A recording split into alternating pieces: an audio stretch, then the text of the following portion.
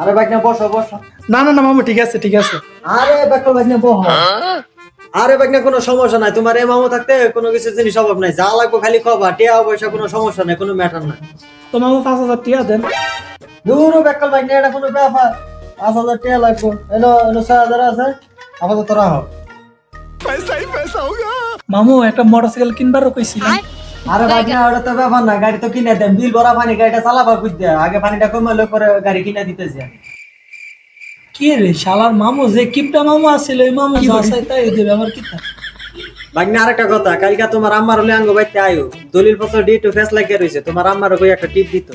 ওরে শকুনের বাচ্চা, আমার মা টিপ দিয়ে শুনতে থাকি তো গা, পর্দা আমি মামুর বাড়িতে না আমরা রাখতে যাও লাগাইতে দিই লক দিয়া।